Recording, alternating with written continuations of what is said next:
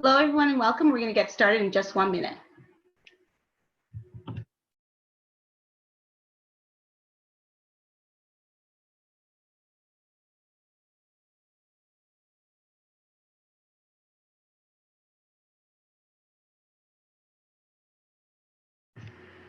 Hello, and welcome. We're going to get started in just 1 minute. While we're waiting, if you want to say hello, share where you're joining us from in the chat box.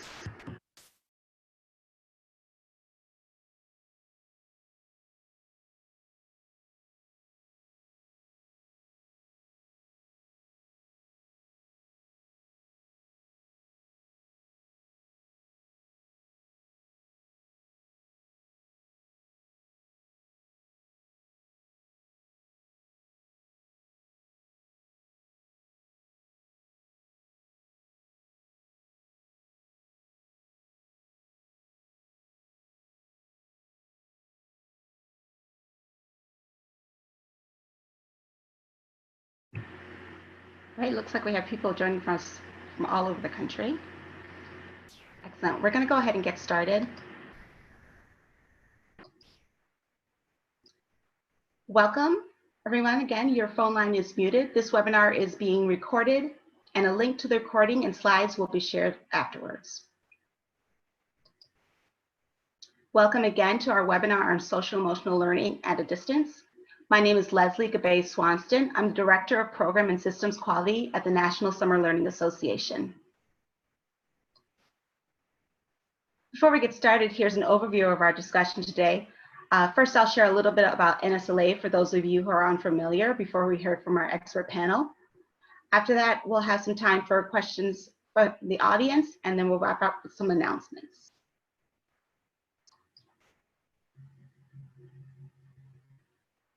The National Summer Learning Association is the only national nonprofit exclusively focused on addressing the achievement and opportunity gaps by increasing access to summer learning opportunities. NSLA's goal is to increase nationwide the number of high-quality summer learning programs to achieve this goal. NSLA recognizes and disseminates what works, offers expertise and support for programs and communities, and it advocates for summer learning as a solution for equity and excellence in education.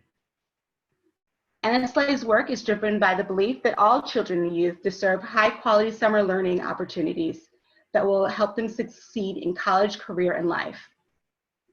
Core to our work is the recognition that high-quality summer learning programs work and have been shown to improve reading and math skills, school attachment, motivation, and relationships with adults and peers. We know that summer is a time of great inequity for young people, and we believe that promoting and supporting summer opportunities is a way to address this. This goes beyond the summer learning that's in our name. We also want to see programs in the communities addressing access to other resources like meals and youth employment. Summer is a time for innovation and exploration. Without some of the constraints of the school year, kids are able to try different ways of learning and interact with other adults and peers that they might not otherwise. It's also a time of innovation for adults, whether as opportunities for professional development, trying out new teaching methods, or exploring new partnerships.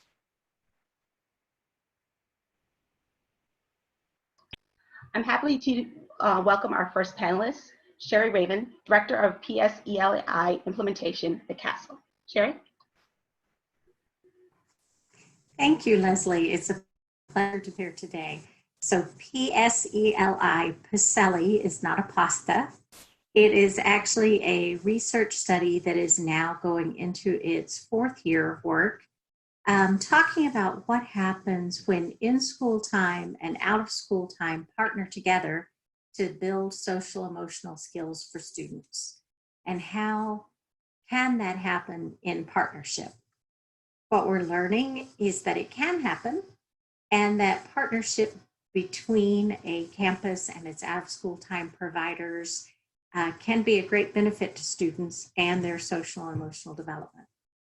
At CASEL, we like to start things with a welcoming inclusion activity so that everyone's voice is heard. Leslie did a little bit of this already with the welcome, asking you to tell where you're from.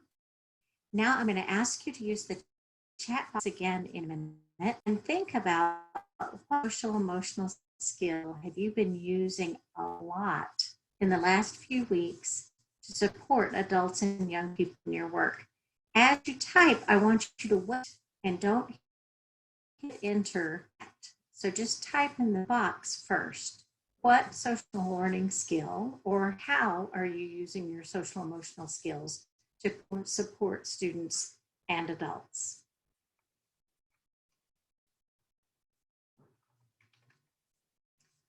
Wait right just a second until most people have had a few minutes to think and to type. If we were in person, I'd have you talking to a neighbor. If we were a small group on Zoom, I'd have you do this in a breakout room. As a large group, we've learned that the chat box, and as a step for equity, we're waiting till right now. So hit enter and we'll see everybody's come up all at once.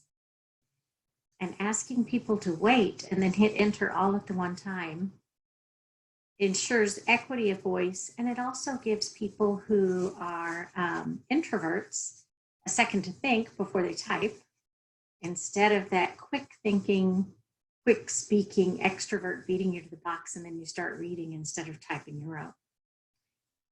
There are many great things here: listening, breathing, mindfulness, awareness, self-development videos, impulse control, and struggling with that one lately, at least in terms of chocolate. Compassion, lots of compassion and checking in. I hope you guys will take a minute to scroll through and read some of these great ideas. And remember that this is telling us how important social emotional skills are for us as adults and how much we're relying on them right now, why we need these for our students and our young people as well. Next slide, please. Leslie, next. Thank you. We know what social emotional learning is. This is the CASEL definition. It's a process for all children and all adults to develop fundamental skills, to understand their emotions, manage them, set goals, have empathy, positive relationships, and make responsible decisions. Next, please. In the CASEL model, the 5 core competencies that we work on are in the center of social emotional learning. And we always emphasize that this is not something that happens just in a classroom. And it's not something that happens from 2 to 2:30 on Thursday afternoons with a curriculum and explicit instruction. The explicit instruction is important. We know that these are skills that can be taught and can be learned, but they go beyond the classroom. They also are impacted and are critical for school practices and policies, and for family and community partnerships, and for that out of school, in school time partnership. Our students and young people don't change when they go from school to out of school. They don't change people from school to summertime. So how do we work together to make these practices and these competencies effective and implemented across a student's, a young person's 24 hours in a day? Next, please. So on the next few slides, I decided to try to give you a lot of resources. Go back to and explore later. So when Leslie sends you the slides later, each of the slides have a hyperlink to take you to the resource. The first one is CASEL Guide to Social and Emotional. This is a plethora of resources. It starts with the idea of setting a video program or your school, then moves on to working on adult skills, because adults have to be helped before students can be. And then it moves on to working with students. And I can turn off my video and see if that will help. Let me know, please, if that did not help. And I just learned a new word, artifacting. I like that. So in this guide, there are steps starting with adults and then moving to students and then talking about community partnerships as well. Next, please. What we have added in the past few years, primarily as part of working with the PASEL initiative, is a full bank of schools tools for people that are working in partnership between school and out of school time. So on this link, you'll see a full list of all of the tools that we've originally developed to work with schools and have now modified and adapted so that they can be used for out of school time programs, or they can be used for partnership work between schools and out of school time programs. Next, please. On CASEL's webpage, there are also COVID resources, which have many options in it. And I am also going to drop another link in the chat box, which is a new resource that CASEL just released yesterday, a brief on SEL as you prepare to reopen and renew your school or your program.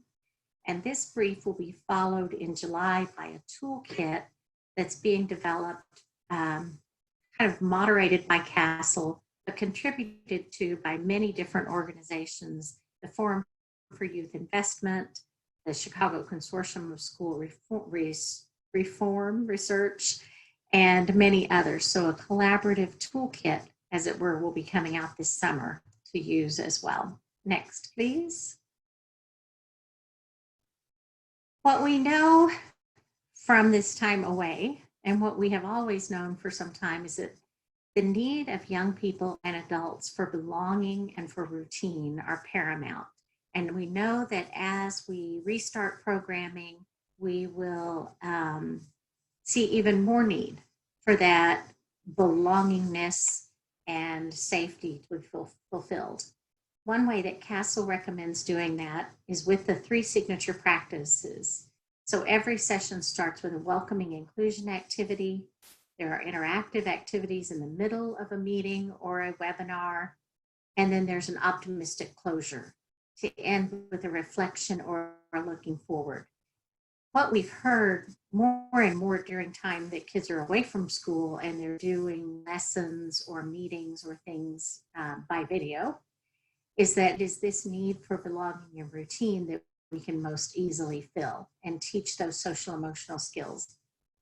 I heard a principal in Denver today say, we're being reminded that safety and belongingness is the most critical need for humans. And that if we don't start with the social emotional skills in every summer program, in every school program, we can't go on to do anything else. So we will keep working on that. And there is a guide for these that walks you through examples for this too. Next, please. These next 3 slides, I've added in resources from districts that we are partnering with who are doing some really cool things with their social emotional learning, and the first 2 with their out of school time partners. So this website is from Dallas. They have done a lot of social media 1-minute videos on social emotional learning, brain breaks with their kids where they'll set up where they have to register in advance for safety, and then they can come into a Zoom room and do a brain break or do a closing for the day, do a lesson on self-care. So I really encourage you to check this out for the Dallas City of Learning and the resources they have here. Next, please. Palm Beach County, Florida. If you click on this icon for Primetime Palm Beach County, they have many social emotional resources for out of school time as well as in school. I love their 7-day self-care challenge for adults, because we know that our adults need to be healthy and safe and cared for before they can pass that on to young people as well. Next, please. And Austin, Texas, which I call home, so they're included, has SEL at home for families and for others to use their resources and learn about things that they can do at home. So I hope that these ideas for resources are helpful to you, and I will pass it on to Julia. Great, thank you, Sherry. So next we're going to hear from Julia Gabar, mindful founder of Kid Grit, and she's going to actually be doing an activity as part of her presentation, and I just put a link to that in our chat box. Julia? Thank you, Leslie. Thanks, Sherry.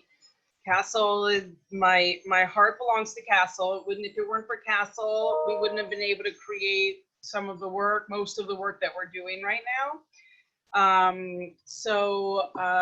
Like Leslie said, my name is Julia Gabor. I'm really excited to be on this webinar with these extraordinary panelists. I've been a member or a partner in conferencing with National Summer Learning since 2006. So I know this organization really well. I'm really happy to be here. So thanks, Leslie. So Kid Grit is a company where we offer social emotional learning and mindful practices to educators first, and then for students. We can go to the next slide. Some of the things that we offer are curriculum for the classroom and after school programs. We have K through 12. And then we started doing trainings, and we're a very strong training company. We believe really with integrity, how to work with educators around the country is through to learn by doing. And so we have these really interactive in-person trainings. And when COVID happened, I had just come from a national conference in Georgia, and I was in New York waiting to go to the National After School Association conference. And then everything shut down, and every contract that we had was going to be on hold. So we reinvented ourselves to provide a bunch of resources for educators now that are free, and pivoted our trainings also. So these are our mission and vision statements. We can go to the next slide. Leslie asked us to share some things that are working for us right now around the country, because we thought that we'd have to shut our company down at first because we all did everything in person. But we also had some virtual trainings under our belt for people who couldn't get to us or us to them. And we really spun on a dime, and we're doing virtual high impact engagement trainings for staff in school and out of school time. It's interactive distance learning. We're doing staff wellness, right? Because you heard Sherry say it starts with us in these practices. So we created mindfulness and wellness SEL programs that are packages where administrators open up, their Zoom, and they look at us going, we don't know how to support our staff right now. So we're seeing, and we're not the only ones doing it, that really by connecting staff together, by helping them find some regularity in a very irregular time, has become really important to help our staff feel like that they have connection, some purpose. It lessens anxiety, and we really focus on self-care. We also created a session on how to use digital devices for our frontline staff, for teaching and learning. So really cool ways to engage staff on digital devices. So we offer that, and we see them exploding now that they're having students start to come back online, that they know how to use the tools. So we're supporting them with technology as well as content. And then, as I mentioned, staff wellness has also become a really big part of things that administrators are looking for right now. And we customize them so that it depends on where you are and what you need, we can help you. We created a free Knowledge is Power SEL guide about COVID-19. I put our website link there. It's just the PDF that you download. It's 5 to 10 hours of activities that you can do virtually, or when we come back to school. It has role plays, it has a debate in it, there's some science in it, but it's really focusing on the pandemic, And really from self-care to social distancing, really helping them understand what it is. The more educated the kids are, the more they feel confident and less anxious about what happened or what is happening. So that was the goal of this guide. We created that the weeks that schools started closing and America shut down for educators. So please, please, please download that guide and enjoy. And then we also wanted to provide youth sessions for kids who are at home right now. Once a week, I have 2 ambassadors that are running sessions about art and social emotional learning, digital consciousness and social emotional learning. We're doing some really deep self-awareness, restorative justice practices, and we do these once a week. Kids can sign up on our websites with or without their parents, but it's really a place for kids to meet and gab and start to connect with each other. Thanks. So Ron, okay, thank you. So, okay, next slide. So we're going to do an activity. And if you can pick up this wheel. This is we call it a holistic wellness wheel. You'll see 10, you're going to see 10 different sections in this wheel. And you're going to rate yourself. And let's see here. I'm going to annotate on the screen for a second. And you're going to rate yourself in these sections. So for instance, if you see self-awareness, right now, my self-awareness is pretty high. So I'm going to put a check mark right here towards the outside of the circle. If I go to this is a different wheel. Okay. If I go to home environment, what's my home environment right now? It's pretty good. Like I'm home a lot. I'm taking care of myself in my home. It's not cluttered. So I'm going to rate myself high again up here. So basically at the outside of the circle where you rate yourself, that is meaning that you're at like a 5 out of, 1 to 5. I'm feeling good. I'm feeling confident. We call this a life satisfaction survey. If you're feeling like, oh, I could really work on some of these skills like self-awareness, you're going to see some of the CASEL competencies in this framework. You're going to see digital and social media consciousness. Well, now I'm on Zoom all the time, so I don't have a very good balance right now. So how balanced are you? If you're feeling that you have room for growth, opportunity to improve, you put a dot or mark, a check mark towards the center of this wheel. If you feel like you got it, you're confident, you feel good, you're going to see things like social distancing, self-care, your digital and social media consciousness, and you want to make a mark in all 10 sections. When you're feeling good, you put a mark towards the outside, and when you're feeling like you have room for improvement, you put a mark towards the middle. And I'm just going to randomly check these different places off. So please check yourself off here, and in the 10 sections, make a dot. And then when you're done, you're going to connect your dot. You can do it by hand, but you're going to connect. We say plot your dots. 1, 2, right? I'm going to say my relationship skills are here. And you see, I want you to plot your dots.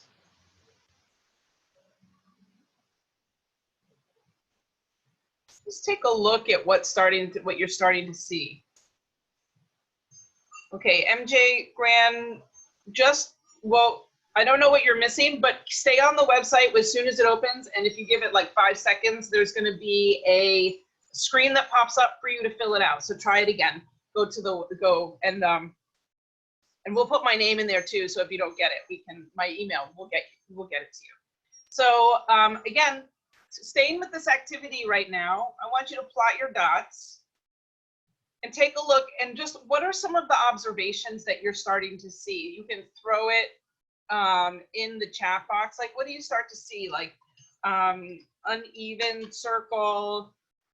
What are you starting to notice about the sections in the wheel? So just throw it in the chat box, right? A star, uneven, lower in some places. What do you observe about this? What do you observe? Uneven, okay. Yeah, that makes sense. What are some of your observations? Unbalanced, all over, lopsided, yeah, uneven, no consistency, needs work, room for improvement, overlap. Okay, good. All right, mine will be like going in here, lumpy shape, emotional roller coaster. These are great, great comments and feedback because I see you really looking at them. Not equitable. Okay. Might be different tomorrow. Yeah, so Marty, that's great. Might be different tomorrow. So if you did this in a week, the chances are it's going to change, right? Because these are humanistic, these are things that are happening right now. They don't stay the same, not science. If we were to use this with our staff, we do it with staff meetings so that we get a pulse check on staff on how they're doing. If we do it with students, it gives us the opportunity to really understand where they're at, how they're feeling, an opportunity to tell them, like, to show them how to set goals or intentions around these areas to eventually turn it into a circle. To that over time, you want to get well-rounded. It's a little bit like a Flintstone wheel right now. That's pretty common, and there's no judgment, there's no wrong answer. But there's always, we say there's nothing wrong or broken. If you're lower in one area, we say there's room for improvement, and and then we ask young people and our staff, how do we go about making small steps towards being more mindful or self-aware of these areas of the wheel? So this is just a snapshot of a life satisfaction guarantee, snapshot of what we can use as a wheel. We use this wheel with staff again, and 6th through 12th graders. We have another one that is for younger ages, and we can use it as a tool online. It's yours for the giving. That's also in our COVID guide. You can use it in staff meetings like in person. You can have people do quick pair shares and share what they have in common, what kinds of differences are going on, how do they feel about looking at this way. We're also increasing their vocabulary about certain skills and competencies that they can work on over time, and to remind them that nothing is ever perfect and that it will ebb and flow, because that's what life is about. And it's such a great instrument to use. So we wanted to share that with you. I don't know if I have another slide right now, but if so, we can go. Oh, let me get rid of that. Clear. Great. So this is our contact information. Just to reiterate, there's a free guide. We have free SEL groups, and then we're doing staff training on their own wellness, as well as how do you use our materials. And these have been, we've really flipped on a dime to make sure that our educators can do this work with distance learning successfully if they want to. So please feel free to reach out anytime. We're really here for you, and we want to take care of you and your students. Passing it on to Dudley.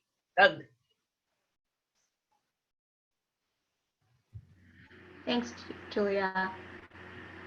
Just a reminder, if you have questions for our panelists, you can put those in the Q&A box. We'll try to catch them if they're in the chat box, but if you want them answered live, please put them in the Q&A box.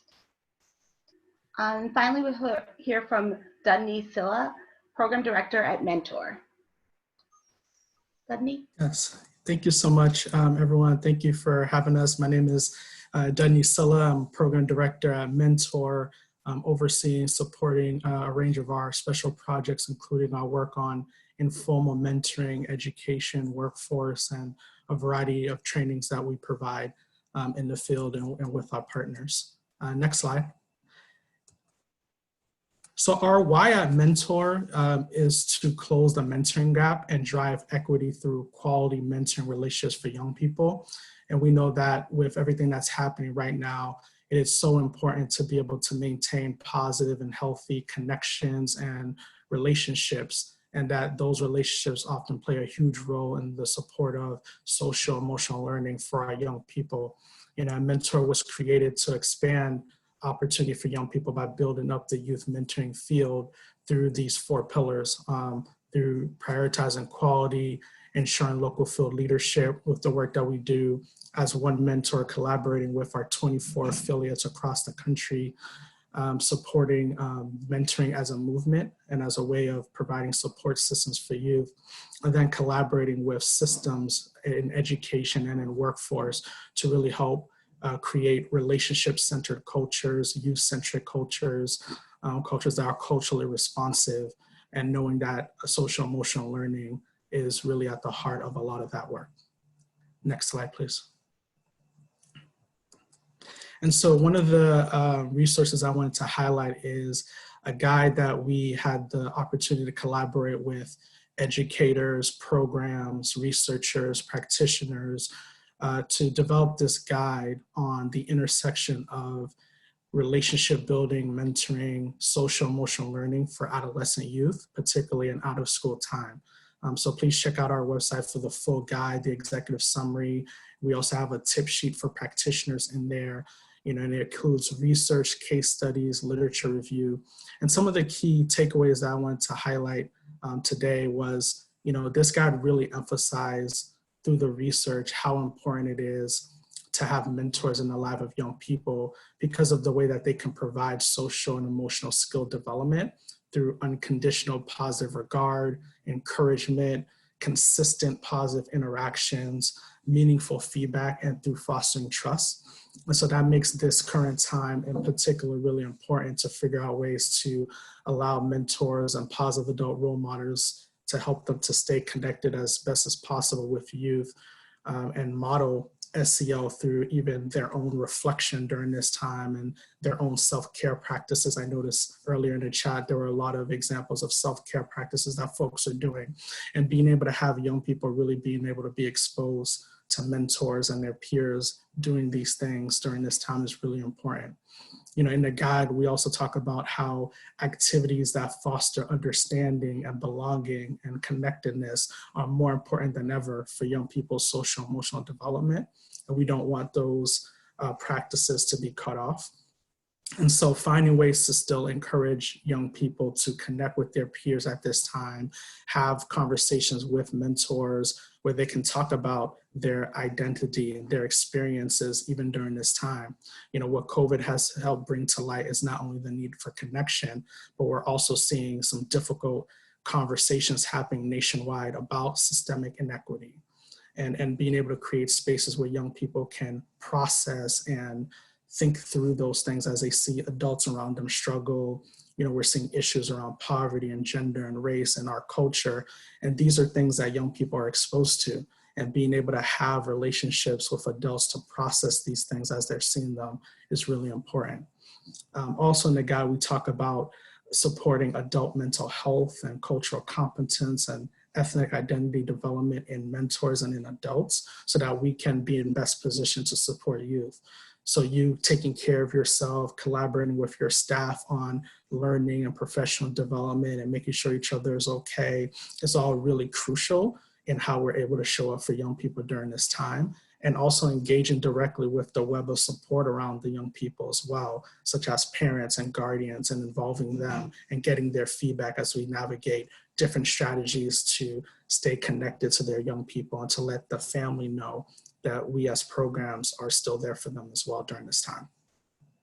So if we go to the next slide, here we want to share a little bit of the feedback that we've gotten from the field. We surveyed mentoring programs across the country. We also heard back from schools and after school programs. And there's such a wide range of issues that different programs are navigating, from connection to having Chromebooks to the stress that adults, staff, and mentors are going through, not being able to meet with young people, navigating social supports. And if we go to the next slide, young people, have been separated in many ways from a lot of not just formal supports, but informal supports. When young people are able to go to your program, being able to engage with peers, being able to engage with after school program leads, young people have lost some direct access to teachers, the librarian in their community, the barber in their community, their supervisor at work. And so in light of all of these things, it really highlights creating strategies around connection and touch points as best as we're able to facilitate those. And so on the next slide here, some of the feedback that we got was, how do we continue to use technology, the technology that we have access to facilitate connection, to facilitate communication. So as we're trying to help young people develop their social emotional skills and learning, they can do that through community and in relationship. And so some of the resources that we have developed at Mentor to support this conversation, if we go to the next slide, on our core website here, mentoring.org /coronavirus resources, we've provided a variety of activities here, including our supplement to the elements of our effective practice of mentoring. We have a supplement on e-mentoring practices to support programs who are navigating virtual connection or virtual mentoring.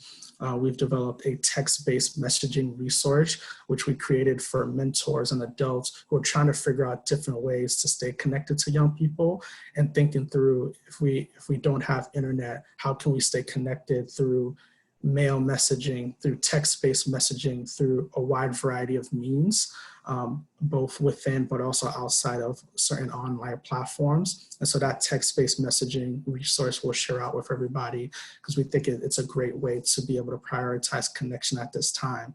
And so on this website, you'll see a range of resources that we have, including for families and parents and guardians. Embrace Race has done a lot of great work to provide parents and guardians with support during this time, especially around mental health. So we have curated a lot of different resources that we put on this website that we want everyone to feel free to access at any point in time, including following us at Mentor National, where we post videos and resources such as these. And then on the next page here, on the next slide here, we've been able to collaborate with, in order to encourage social connection. We've had the honor of being able to collaborate with a couple of experts to launch the virtual mentoring portals. And these portals are built to provide safe and monitored mentoring platforms for current mentor-mentee matches in programs, particularly in mentoring programs at this time.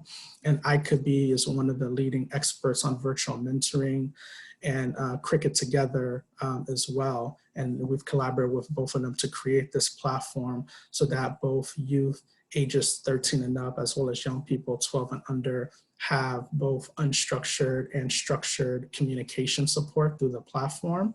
And this will allow current matches to be able to stay connected, leveraging the evidence-based platforms in the VMP to stay connected, to work together, and to keep the contact during this time. So we also want to encourage you to check out this resource to see if this is also fit for you as you're navigating strategy to facilitate connections between young people and adults as you're operating your social emotional learning strategies. And then lastly, on the next slide here, we also want to encourage you to apply for no-cost technical assistance.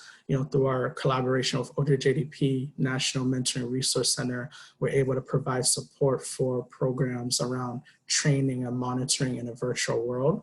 Additional resources in response to COVID-19 is also included on our NMRC website.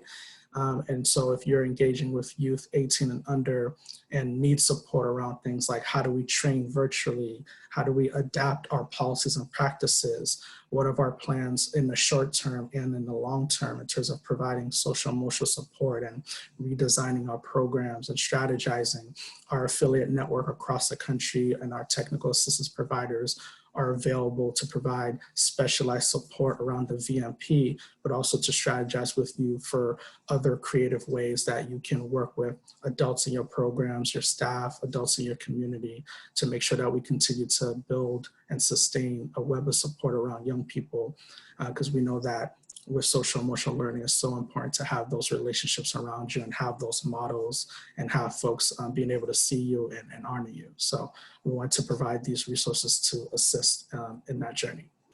Thank you very much. Thank you, Dudney. So we have some time now for some questions. for our panelists.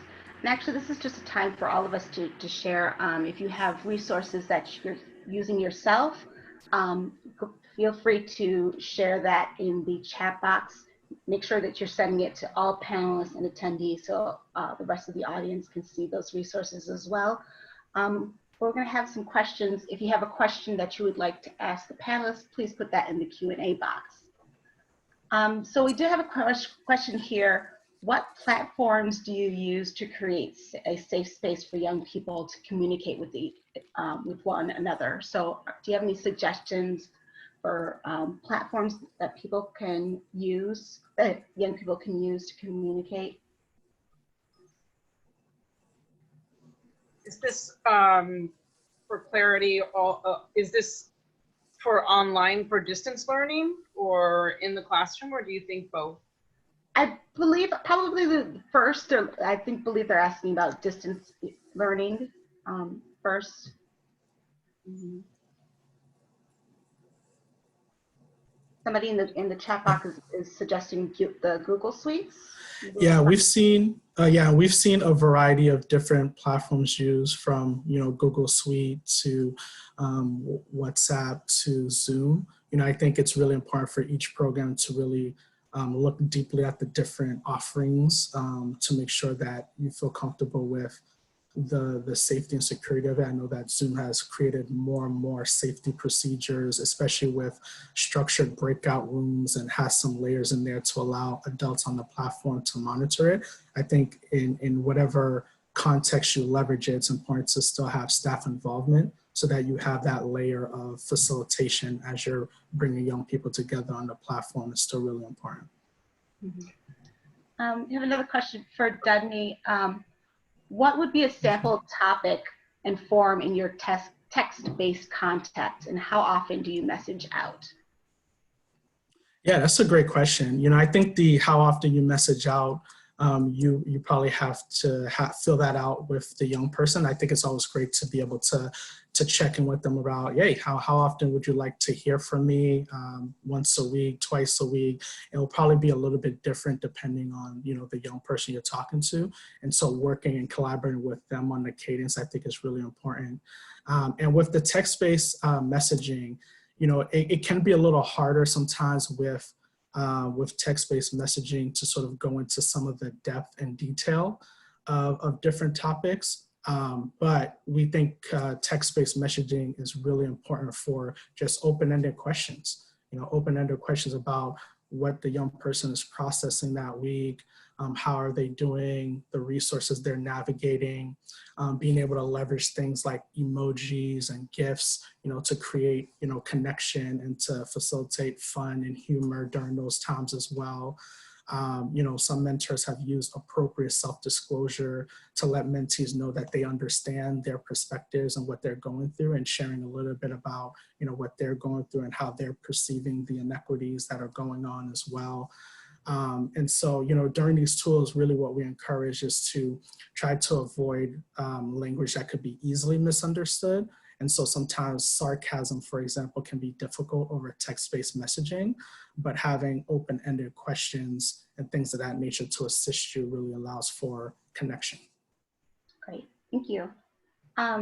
See, Stephanie shared in the chat box, I'm a preschool director and we use Zoom. We do yoga and mindfulness on Monday. We do learning activities on Wednesdays and gross motor skills on Fridays. Every night we do bedtime stories, all via Zoom. Thanks for sharing that, Stephanie. Yeah. Leslie, I could share something a little bit about creating safe space. While the question was around the application, the other thing that we do when we're working with students is that we do a safe space activity with them. So no matter what platform, it's kind of like the social norms, but we do the social norms through a Zoom platform with a whiteboard or a Google Doc, but that we're asking the kids for their voice on what makes them feel safe right now. And I would give kids an option if they can do a private chat with me, if they felt uncomfortable about any of the activities, that they had an opportunity to write to me privately. And so in this way, we're creating safe spaces no matter what platform they're using. This isn't about, technical safety as it is about the emotional safety before we enter into whatever work we're about to do. And so a lot of times also we're seeing that facilitators are able to give phone numbers out for private text messaging, because as we're hearing also that while everybody's saying, oh, we're all in this together, I'm seeing the questions too, there are a lot of inequities about what's going on, and people are not going through this the same way. Kids, well, some of them being home is not the safest place for them at this time. And so we have to find ways, and it's new for us too, I think, to give yourself permission as a facilitator or a leader to know that this is new territory for all of us, has to be part of the culture while we're working with kids in this new way.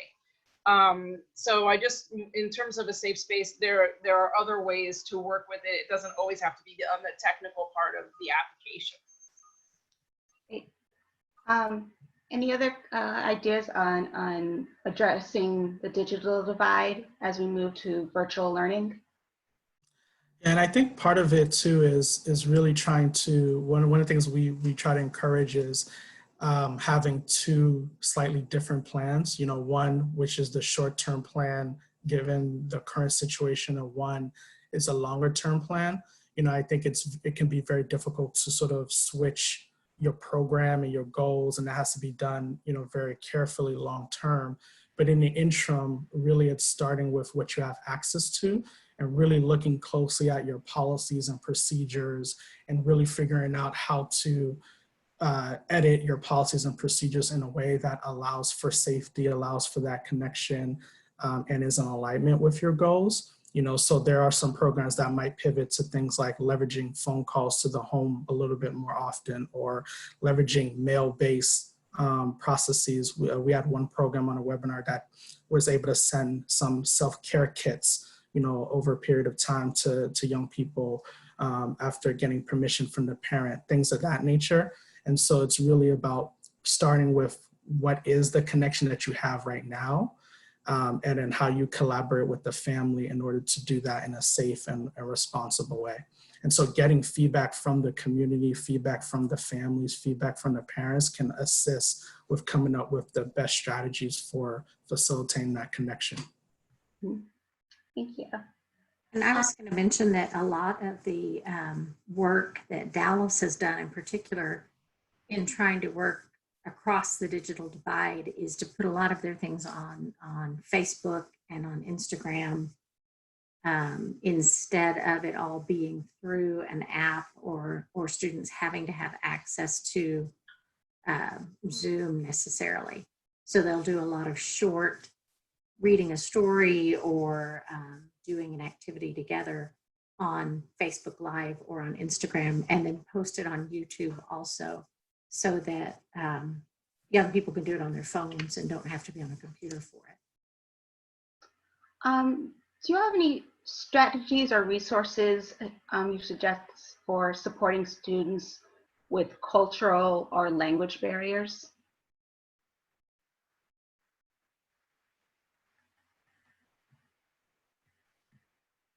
I mean, I know that SEL for California is doing a video, like a video campaign right now. They're working on selecting videos for diverse communities.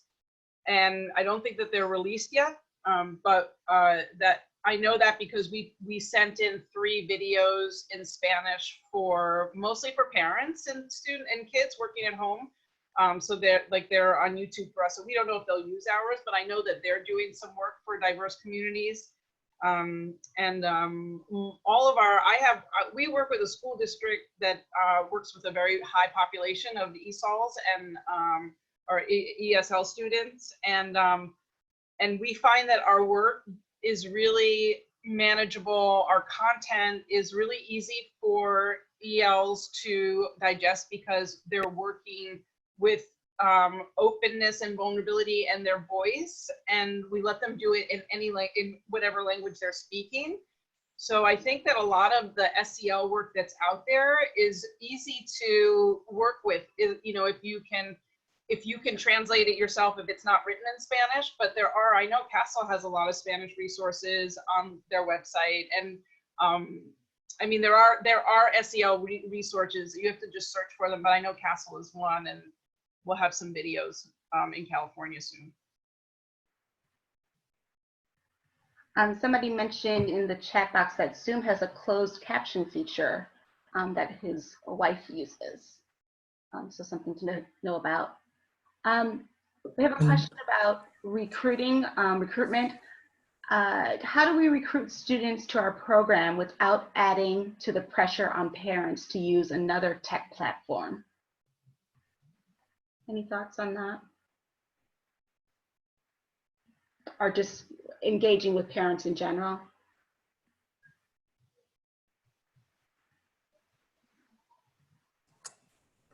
Yeah, and so yeah, again, this is one where I think being able to have that conversation with the parents. You know, it varies depending on program. There may be some programs who already have those connections, and for other programs, it might be a newer strategy to connect. But being able to connect with the parents and with the young people and getting their feedback on it, I think is a really important part of the process, to have a sense of what's their current schedule like, what are the other priorities that they have. Are there different ways that we can facilitate events? Like, for example, we've seen some programs who've been able to maybe collaborate with special guests or special facilitators to do pre-recorded events that they might make accessible to young people. For example, a 30-minute career focus event for high school students where it's young people can engage in that way. So really being creative about some of the different ways that you can reach the young people during this time. And again, this is why you know, some of the current strategies might be different than the long-term strategies. So at this time, it's sort of starting with what is our access to them right now, and what are the ways that we can access them safely. Starting with feedback from the family and the kids is a great place to start, and then being creative with the kind of content you create, such as pre-recorded activities, mail-based activities, specialized text-based messaging that you can send out, social media events that you can host, like celebration events, things of that nature, orientations. The combination of those things will likely be needed depending on the needs of the families in your community and the audience that your community is seeking to serve. Because we know, you know, there's a lot of screen time for young people, and so some of these different strategies can perhaps complement each other. So we have a question about social norms. Regarding social norms in this new online environment, can you share group norms that you've created with groups that you've led, or any thoughts on how to create norms in this new environment that is different from in-person meetings?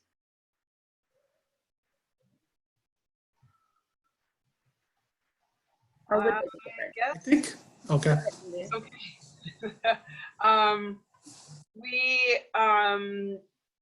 I may have mentioned it before. We use Zoom mostly for our presentations with youth and for adults, and we use the same kind of questions around what makes you feel safe in this space where we are today with these people. And we have them write down if they can, or at least in the chat box. So again, if there is an inequity in equipment, some kids can only text, some can only, you know, in the chat box, some can only speak audibly, you know, with their audio. And so we'll type in whatever it is that they want on the board, just like if you're using chart paper and markers. And before we meet every session, we always bring up the safe space board it's on a white wall. We show them that we've created this. We ask them to put their names in the chat box as like a signature for honoring, you know, our work together today, kind of like a social contract. So we're really just changing the way that we're thinking about presentation in person and trying to understand how to use the tool best we can to help kids. We're also teaching them while we're doing it. So that's just a really practical way that we do social norms with you. We have a question about the self-care kits that were mentioned. What exactly is in the kits and what age groups do they usually range for? And are there different kits for different ages? Yeah, we can follow up with, we'll be posting some of our recordings on our website. And so we're happy to share that so you could learn a little bit more about the details. In this particular instance, it was targeted, I believe, more towards middle school youth. And then I can follow up with you about some of the different elements in the kit. But it was a combination of things to encourage the young people as well as some nourishment as well in the packets. But I can follow up on that and get that information to you. So we can include links to all these things that we're mentioning in the follow-up email that will include a link to the recording of this webinar and the slides. So we'll include resource links in that email that will go out as well. I was going to say, Leslie, in some of the CASEL resources too, there are self-care for adults tips in there and for families on the, I believe it's the Dallas website. It has tips for families for self-care and social and emotional care for the parents and the caregivers that are at home. Great, so we'll make sure to include those. We have a question about ideas on incentives to increase engagement.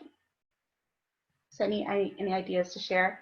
And if anybody in the audience has ideas, well, free to type those in the chat box as well. But ideas for increasing engagement.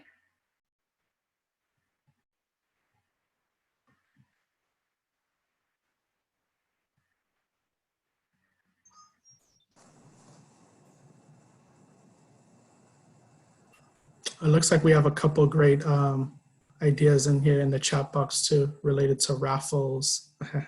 It's a good idea too. Yeah, and and I think similarly to what was said earlier around, raffles, Uber Eats.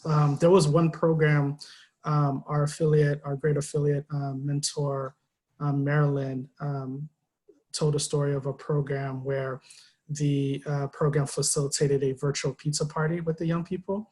And so they were able to get pizza from a very popular local restaurant. And, following, social distance practices, we're able to help safely deliver pizza to a core group of kids in their program. And then a few minutes later, they were all able to hop online to have a conversation about how everyone was doing while having a pizza party. And so ideas like that we've seen facilitate some connection and create some incentive as well. So we have a couple minutes left. So I just wanted to give our panelists a last chance to say if there's any other final words you want to share with the audience or any advice if they're getting ready to plan for this summer. We'll start with Julia. And sorry. Did you say start with me? Yeah, sorry, yes, Julia. All right. I think what I said before about being generous or compassionate to yourself right now is really important, because we are in a new world, in a new time, and from all the way at the top down to our kids and families, like nobody knows exactly what's about to happen from week to week.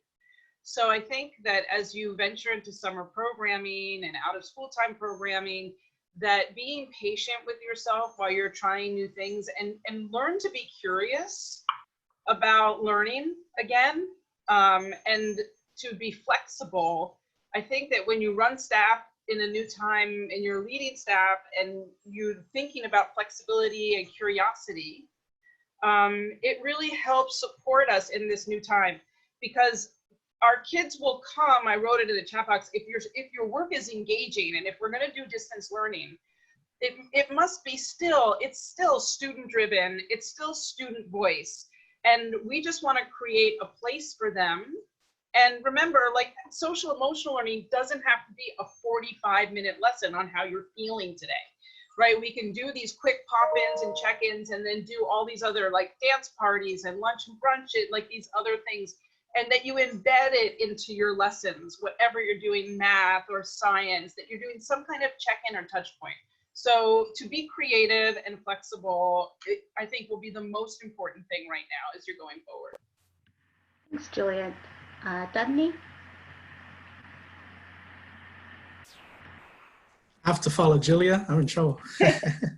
I co-sign all of that. I think, the youth-driven part, one of the pieces of feedback we've gotten even from young people is how some of them are still looking for purpose. They're seeing what's happening to the adults around them and they want to come up with answers. They want to create projects. And so providing opportunity for them to be creators and engage in what gets made and what the response is, I think is an important part of engagement and spark during this time for young people too, because they have ideas, and seeing them as our partners during this time, I think will support us in, going through this. And I love what Julia mentioned about self-care is really important, because when we're regulated as adults, we can facilitate that for the young people. And so that self-reflection, that self-care, understanding where we're at and how we feel about what's going on is a really important step to being able to facilitate those connections. And I agree, even 10 minutes, that can happen. Doesn't have to be an hour on screen. And so all of that, I agree with. Thank you. Sherry, any last words? I would say that remember that all learning is social and emotional, and that we are wired for human connection. And just because we have to do it virtually doesn't mean that we desire it any less. So finding ways to connect. And I really want to reflect on Julie Flannery's comment in the chat box to remember the families and ask how they are too. That our families and caregivers are struggling and need a little empathy and care along with everybody else. So as long as we watch out for each other and take care of each other, we're going to make it through. Great, thank you. So thank you again, Julia, Dudney, Sherry, for the presentation today. Thank you everybody for joining. Just want to wrap up with a few quick announcements. Look out for more in our Voices of Summer webinar series. We have more topics coming up this week. We're holding one on college access programs and bridge programs and how they're working with young people who are graduating from high school this year. And next week we'll have one on sports and then one on virtual learning. We are again holding our National Summer Learning Week this year, July 6th through the 11th. So look out for more on that. And if you're not following us on social media yet, be sure to follow us. It's the best way to keep up with new announcements and resources that are coming out. Once again, thank you everyone for attending today, and we will be in touch in the future. Thank you.